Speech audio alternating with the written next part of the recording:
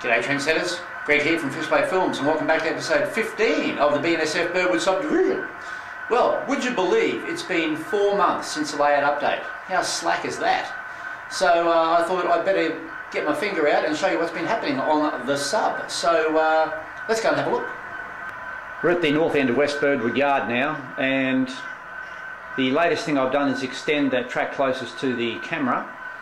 It was a dead-end intermodal track for stack trains, but I've decided to extend that around and make it a longer shunting neck and also a runaround track, because we only have sort of one runaround track apart from the arrival and departure track, so things are going to get a little bit tight in the yard. So I decided to extend it and make it another runaround track, and also it's a sort of essential for longer trains coming in now to get rid of the power on the head end and bring them back into diesel service. So I'll show you that bit. So this new turnout here was put in. This was originally just going to be a straight neck there, but it's been put in so we can fit 4 locos on this track out here. So that's about all we'll be running. And it's level there. Place there. Good, probably the best use for a track rubber, trendsetters. Stop at the end. Now, after the power is cut off, it runs back up through here, and this small area up here will be diesel service. Not very big, but unfortunately that's all I could fit in this area at the time. But that's okay, we can fit about 6 locomotives in there, so that's okay for a changeover. All trains that come in will be doing a loco change, so it'll be 3 in, 3 out, or 2 in, 3 out, or whatever. And there'll be a bigger service facility on the upper level. Also, what it's done is given a nicer start here to the tunnel portal. I didn't really want it so close to this turnout here, but it's just the way it has to be. And that's much nicer for a tunnel portal there, and obviously that'll be a rock wall around here. Also, this turnout is being changed from going this way to actually going back this way, and there's not a lot of room really to put an industry going the other way, so going back this way now, we'll show you how that's going to work. So now we'll come off the other way and head around through here. More ply needs to be put on there, and we'll be in front underneath our new runaround track. So all this area here is going to be, I think it might be the potash factory, I'm not too sure. We can come out about probably 200 mil here, about 6 inches, and then I've got all this space underneath here. So what do you think, trendsetters? Should I make this fascia here the front of a factory, and all the cars, hoppers, can get pushed in underneath here? I think that's a good idea. And I've probably got, oh, I don't know, 2 feet I can go underneath here, which gives me, and another 2 feet this way, so it probably gives me over 1 metre of tracks to put in here. So I could store quite a few cars there and only come out not too far, because remember you have to lean over here to get to the yard. So what do you think of that idea? It certainly opened up a big industry area, and I can also go around the corner here, trendsetters, all the way around here. So it can actually be a big semicircle industry in there. And another beauty of it is that I can use the passing loop as the shunting neck or lead to shunt this industry, so that it gets me off the main line. Now another thing I've done is put some backdrops in, so to give the layout a bit more sense of space and different areas. This one's for the grain facility, so that's blocks off the back of the loop there, so splits the scenes up. That's what you want to try and give a sense of space. Yeah, nice little tunnel portal there.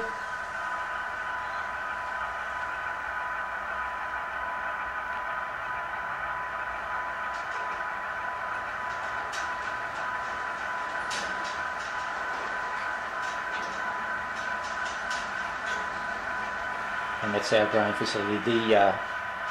The stud there in the middle, the pine stud there, will be covered up with a silo, because there'll be quite a few silos. This grain facility will handle both. It will handle corn for the ethanol, and it will handle canola for the vegetable oil production for the biodiesel. Also done the backdrop on the top level there around the peninsula of the Helix. The tracks will exit the Helix there and double track around, I suppose, the peninsula or whatever you want to call it.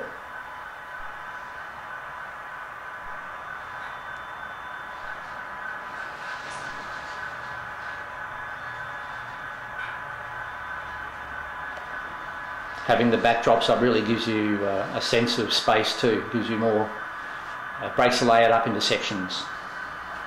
Back on the lower level now, and behind this box here, that'll be a cutting around the ridge there, and behind in that box there will be the ethanol plant.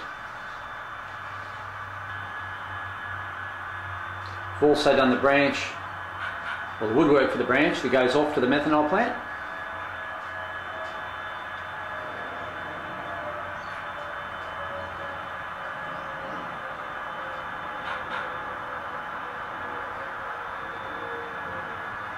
And the methanol plant will be stuck in there.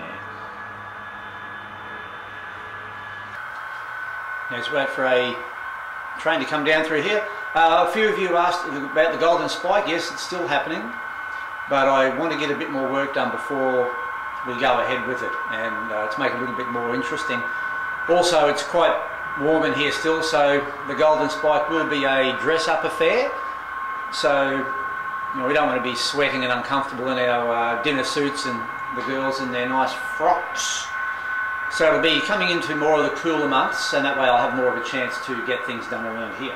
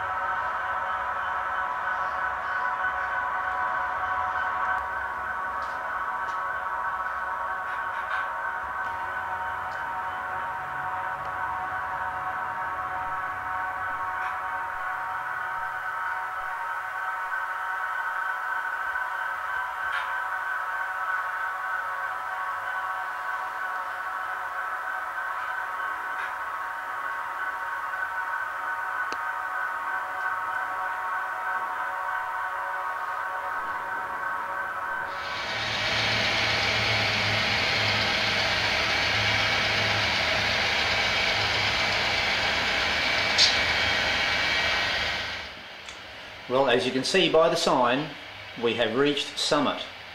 And not only have we reached summit, but we've passed summit and we've carried on.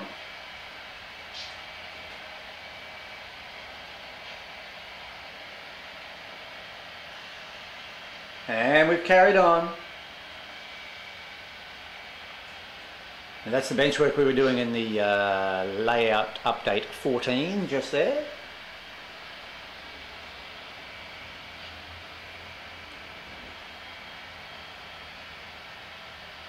And we have completed the upper main line. Now,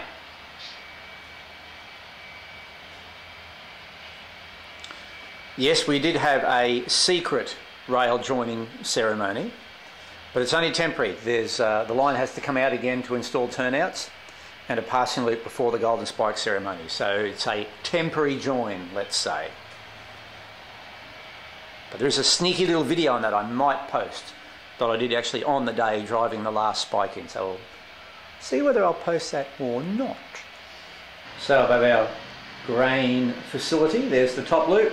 That would be double track, passing loop on there.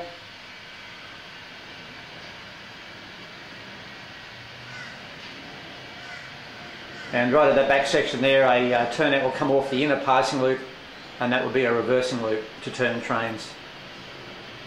And just near where that bottle of glue is, that's where the rail disappears underneath and goes in that hidden section, which a few people have asked how I'm going to service that. There'll be some lift-off panels there, rock panels or something. And of course on the front there will be the upper level yard, which I haven't thought of a name yet.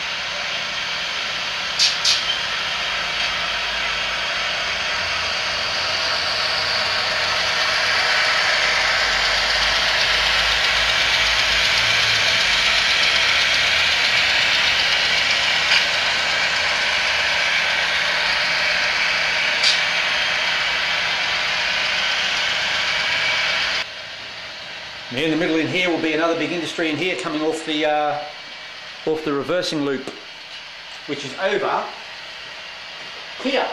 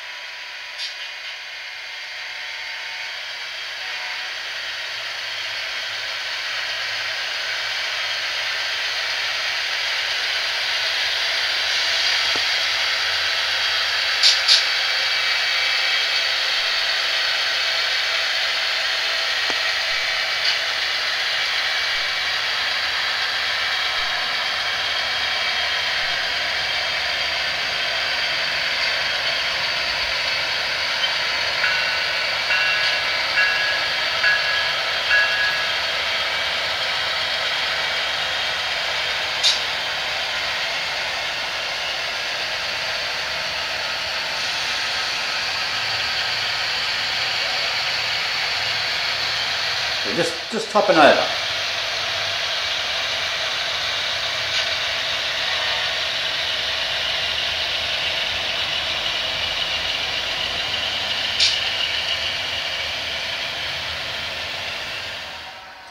Well, trendsetters, I hope you enjoyed episode 15 of the Birdwood sub update, I suppose. And not too much in this one, but we managed to get the mainline completed secretly. And the golden spike is coming, but there's quite a bit more work to do yet. So probably in another couple of months, because I'd like to have a nice, like to have the passing loop done on the top and a few other little things. There's some guardrails to put up. As you know, I've had a couple of incidences with trains being knocked off the table, and luckily no locos. But anyway, the room's going to have a few people in it, so we need to get guardrails and what's the word I'm after? Fascias, that's the word I'm after. Fascia panels up. A few of them. So there's a bit of work to be done before the golden spike is coming. So anyway, thank you for watching this episode. And I've got 1,000 subscribers. How the hell did that happen? You people need to get a life. Jeez. Anyway, thank you very much. It's amazing that 1,000 people want to know what I'm doing. There you go. So thank you very much to all my subs and all the people who watch. and we will see you in another episode, way before episode 16. I'll try and keep it a little bit quicker next time. Anyway, thank you for watching, and for subbing and all that sort of jazz, and keep safe. We'll catch you later. Bye bye.